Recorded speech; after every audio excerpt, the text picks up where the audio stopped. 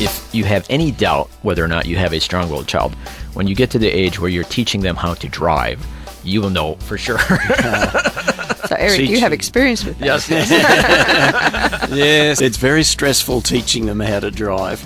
And when you've got the strong-willed child and you butt heads with them in that closed context where you're scared stiff because they've got control of the car, it's not an easy journey.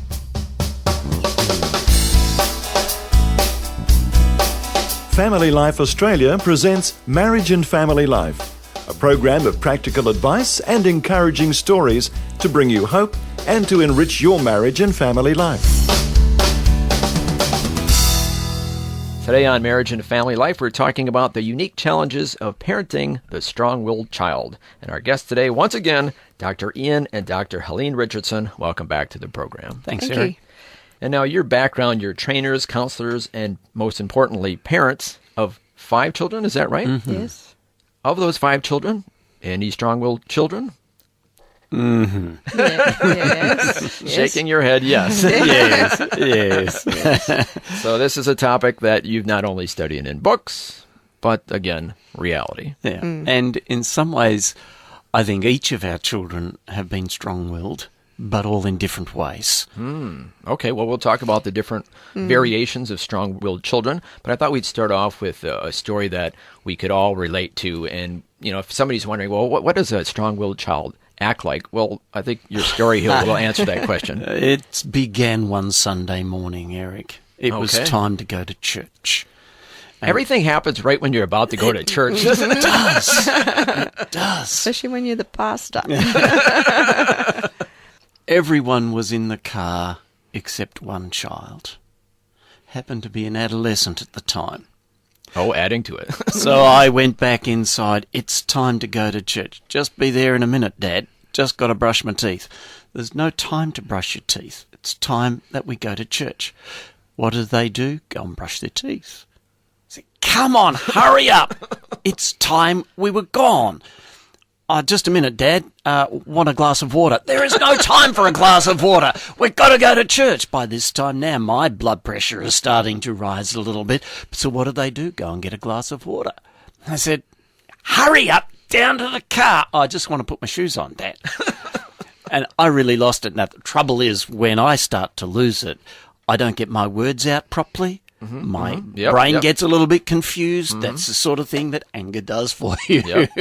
And so I just let this child have it. But the trouble is, when I let them have it, it sort of came out all somewhat garbled and confusing. And they just stood there and laughed at me. Then he had to preach. Then I had to go to church and preach. I was the pastor. You can't be late when you're the pastor. So this safely could be an example of don't let this happen to you, I guess we could say. It will happen to you. It will happen to you. Okay, so let's kind of see. One of the things we can learn from that story is some of the characteristics of the strong-willed child. Wanting their own way. Resistance. Resistance, yes. Okay, and if somebody's listening today saying, well, I don't know, is my child a strong-willed child or not? What should they look for to determine whether or not their child is a strong-willed child? Sometimes I think it's the strong-willed child will push their way and make themselves heard and resist anything that the parents want them to do or anybody else want them to do. And they become very demanding. Sometimes they're very compliant and quiet, but the stubbornness is there. And whilst they don't openly resist, you know the resistance is there, and it's just like dragging them along. And the more you pull, the more drag there tends to be. I guess the typical picture of a strong-willed child is as a toddler, you say, no, don't touch that. That's hot. And a compliant child will go, oh, okay, it's hot. They might have touched it once and go, yeah. But the strong-willed child will go back and will go back and will go back. Will test you out and test you out and test you out. You can put an object high up on a cupboard to get it out of their reach just so they can't touch it. They will pull a chair up, climb up on it. And so that's kind of the strong-willed child. I will have that. I will no do matter what what you I say. want. I will have what I want regardless. Now, a parent, especially if this is your first child, will think, oh, I must be a bad parent because look at my child won't even obey. But this is kind of that nature versus nurture. Is this kind of a given? Yes, they're born that way. It's part of their personality makeup, which we can direct in a positive way or we can allow to go in a very negative way. I guess I could even say we can direct in a negative way, because if you handle them inappropriately, as it were, you will tend to push them down the side of rebellion.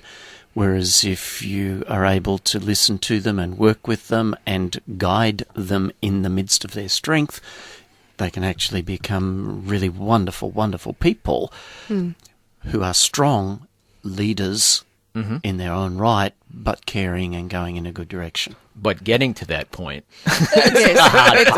It's the consistency with your boundaries and being loving in your consistency and persisting with them.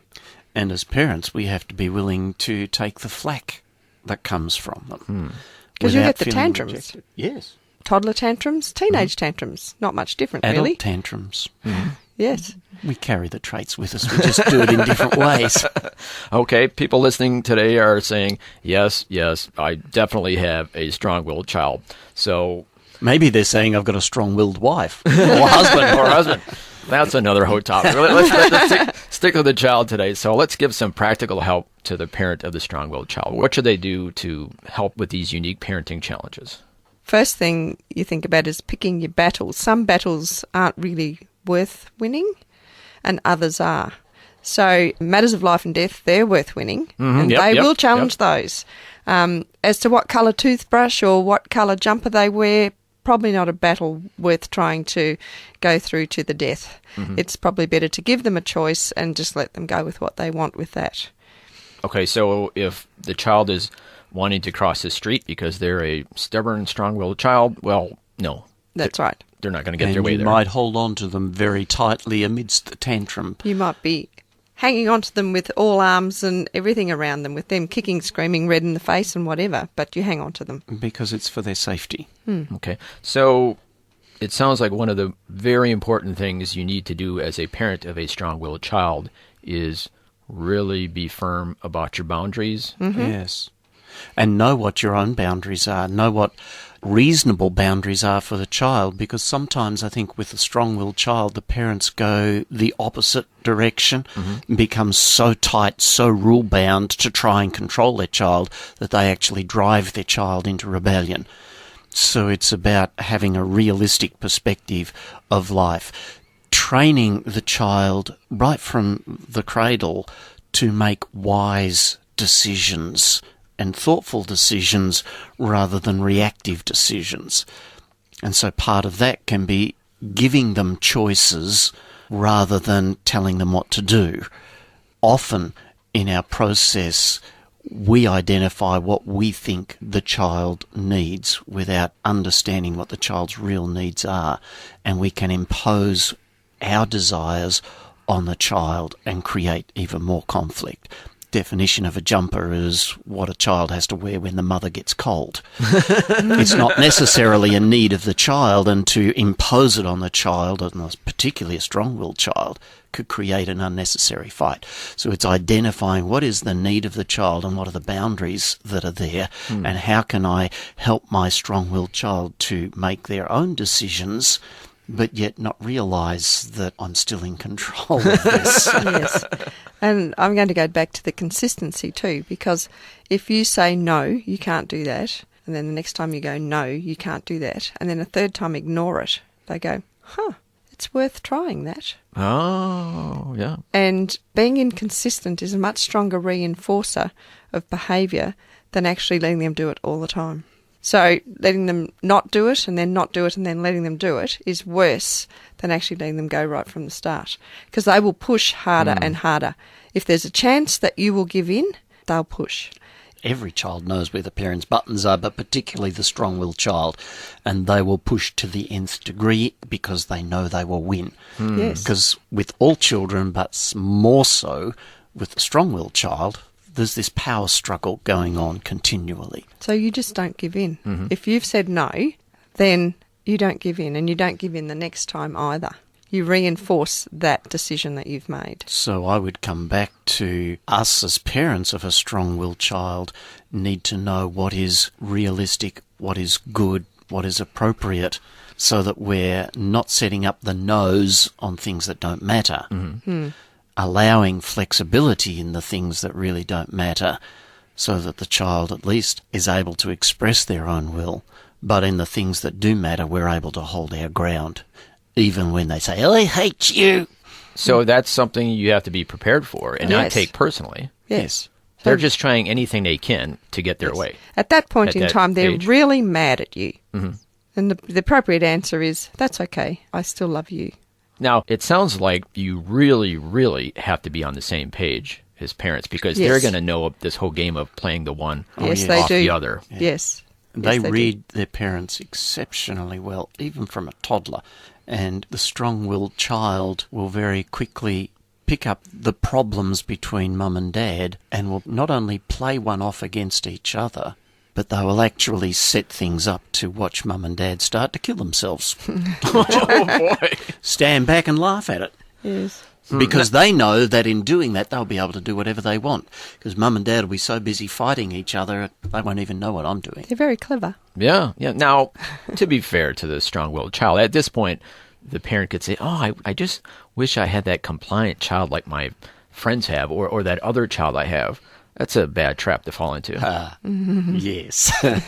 Because that compliant child can be just as rebellious, just as headstrong, but they do it in such a nice way, in such a compliant way that they fool you. Or they watch the strong-willed child in the family and go, I won't do it that way. I'll just do it this way, very quietly. But still get their way. Yes. Oh, the challenges as parents. Our adult children have now told us this is the way it worked. See, you have the advantage of you've Yes, been we through can- this valley. Yeah, we did, and we're getting their input now into what really happened back then. And now it's seeing the grandchildren. Yes, yes. Okay, so let's not leave the parent of a strong-willed child depressed here. What are some of the redeeming values, the great things about the strong-willed child? They make great leaders when they're guided in the right direction, when they have values that they've based their life on, and we can't impose values on them. We can only model values, and our children will pick up on our model, and they will watch how our values work in our life, and if they see it work in us, they will adopt those values, and that strong-willed child can become a great leader of others, take great responsibility in life, in all sorts of realms, make great citizens. So just hang in there. Or Yes. they can end up in prison. Channel them the correct So way. we channel them the right way. I don't want to go back to the negative. We want to stay on That's the right, positive that's right. side We wanna here. go on the positive. But it's about how we model to them and how we relate to them and the skills that we teach them along the way, teaching them how to make decisions, teaching them how to relate to other people, teaching them how to understand others, teaching them how to communicate, teaching through our own modelling, teaching them how to think through issues. It's interesting now watching what we've modelled now being modelled with our grandchild. And one of them was, my daughter said, I hated it when you made me finish things. She liked starting things and hated finishing things. But now she's teaching her child to finish things. Now, talk about poetic justice. Your strong-willed children, I'm guessing, have children, their own children, who are strong-willed. Is that right? A little dose of their own medicine? But they seem to be managing it very well. Oh, that's good. We're speaking with Dr. Ian and Dr. Helene Richardson about the unique challenges of parenting a strong-willed child, and we'll have more insights for you right after this on Marriage and Family Life.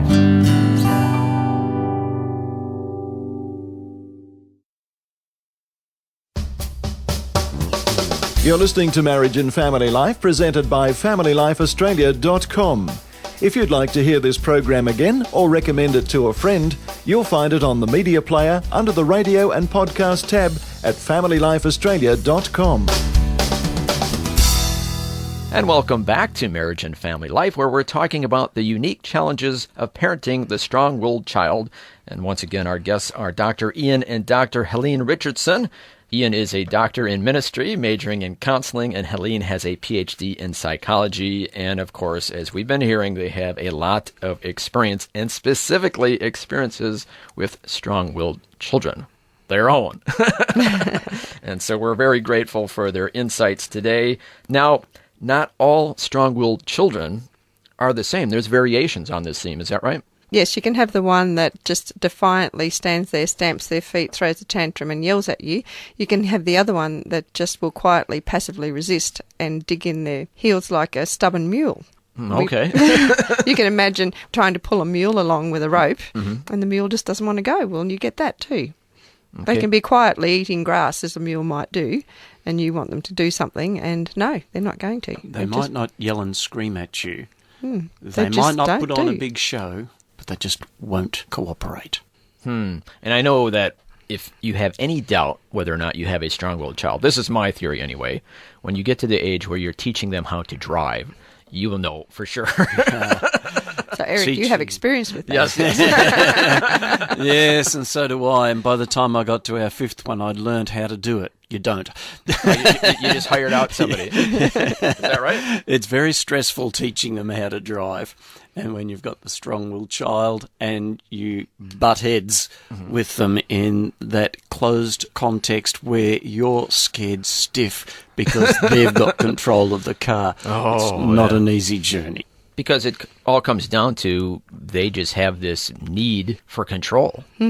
And, you know, what better way to have control than having the steering wheel in your hand? Yes, they've been wanting this for a very long time, but don't realise how hard it can be. They think they know what they're doing. Oh, that's a scary thought. And so they don't listen to what they're told. Now, again, we don't want to just have the negative here because they're a blessing from God. God created them, made them this unique way, and we can't lose sight of the end goal here, that if you can persevere, lay down the boundaries firmly and consistently, like you said before, Yes, ultimately they can be the greatest success. that's right. It's kind of like a bulldozer, I think, is a good analogy, that they're just going to move things, and they can move the wrong things, like put a hole in your house, or they can just Move boom mountains. and get a degree and just have a fantastic, successful career in whatever they choose. It's Yes. just getting them steered in the right direction. That seems to be the big challenge. Is that right? Yeah. Yes, it is. And loving them through that is the most important thing of all, that no matter what they do, no matter how stubborn they may be, no matter how much they may say, I hate you, Dad, you still love them. And you let them know that you love them, and you don't give up loving them. And then the benefit comes after they've left home. They become responsible. They actually build relationship. If they know they've been loved all of the way through in the adult years, you can actually become really great friends. And is it true that they kind of mellow in the early 20s? Please, Yeah, they do. please tell me this. They do. Well, they stay strong-willed, but they do mellow, and they start to gain some wisdom, or start to recognise that what we've sown into them was good stuff, and they'll come back and say, that was good, you know, or I understand why you did that now, Dad. Some unique challenges, but I tell you, it's going to pay off in big dividends down the road. I think the other thing that helps when they're adults is, provided we as parents have gone the journey in letting go, no longer do we feel responsible for the outcome. So the fear factor is not there, that we still fear for them. No matter how old our children are, we're still concerned for them, and we still have fears of them making wrong decisions. But at least when we've gone the journey of letting go, we back off and don't say things that we would like to say, or at least try not to say things that we would have otherwise have just jumped in and said when they were adolescents, and created barriers and walls. Now we can become more constrained. When they're not living at home, it makes it a lot easier as well, because we don't know half the things that they do. Out of sight, out of mind. Exactly. I was thinking through adolescence, when they're pushing all the boundaries, of course the strong-willed child pushes them harder and shouts louder than anyone else. But to still fight the battles that are worth fighting as a teenager, and not fight the ones that don't matter quite so much. And in that process, be talking to them and saying, I know you want to do this. And in 3 years' time or 5 years' time, you will be doing this on your own. But at this point in time, I'm still partially responsible for you, but I'm trying to teach you and help you to be responsible for your own life too. And you will be able to do all these things. You will be able to make your own decisions, and you'll be wise about it too, because, you know, we've done this together through the teenage years. But I think with the strong-willed child, the parent has, because the child is so reactive at times, will tend to clamp down even more. And that's probably the worst thing you can do for a strong-willed child. So you need to choose. And the best thing? And the best thing is to choose your battles, let them know that you love them, and to talk about things when they're listening. Talk about why you've made certain decisions and what your long-term goal is for them. If they can see your long-term goal for them and that you are letting them go rather than clamping down, they're much more likely to be at peace. Okay, now if I'm understanding all of this correctly, if you want to connect with the strong-willed child to speak their love language, so to speak, giving them a bit of freedom within healthy boundaries Yes. is really what they want. Yes. Because if you try to control them, you'll just butt heads. In extreme cases, they will just leave home. They'll reach 16 or whatever, and they'll just leave home. And then they won't come back as the adult. I've had clients come to me like that, say, my parents were like this. They clamped down really hard on me. I just had to get out at 17. I couldn't stay home. I find parents bringing their older adolescent children who they see as rebellious, and they bring them in for counselling. Mostly the counselling is needed by the parents, not the child. Why is that? Because they're just not being realistic about the not age letting that go. they're at? Well, they're not letting go. They haven't built the values in, haven't modelled well, haven't established boundaries when they're young, and now when they're adolescents, they will see their adolescents doing often what they did themselves. They know what the outcome was for them, and they don't want their child to go down that journey, and so they then try to protect their child, and out of fear really try to clamp down. Make and, lots of rules. Yeah, and drive their child away. One of the questions that I often ask parents when they come in, what were you doing when you were that age? Yeah, somehow we sometimes conveniently forget. We do. about We that. do. We do. And what would have been helpful for you at that age? How would you have responded if this had have happened for you? Well, that doesn't matter. That's irrelevant. Well, actually, no, it's not.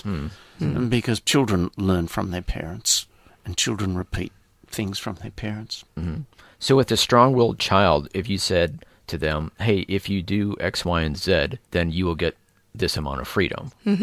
That's a good motivation for them. And if you show me you can be responsible when you do X, Y, and Z, then your freedom will increase. They can start to learn to be responsible with their freedom, then they get more.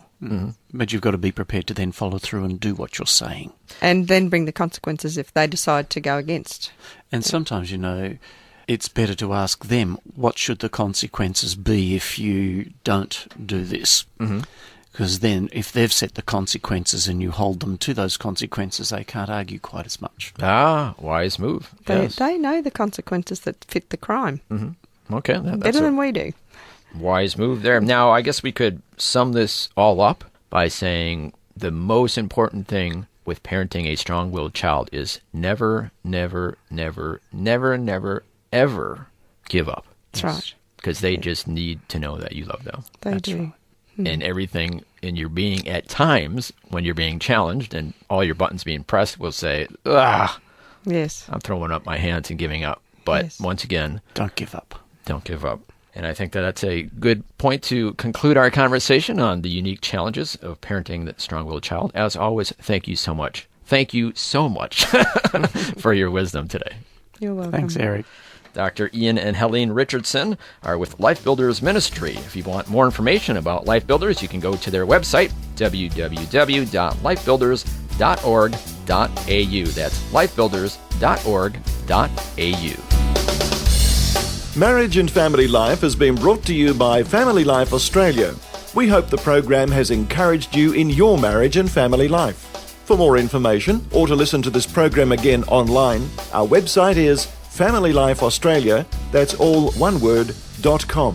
Once there, click on Marriage and Family Life from the radio menu. If you have any questions or comments, you can email us at info@familylifeaustralia.com or use our toll-free number 1800 358 6329. Thanks for listening, and please join us again for Marriage and Family Life, presented by Family Life Australia, helping people find love that lasts.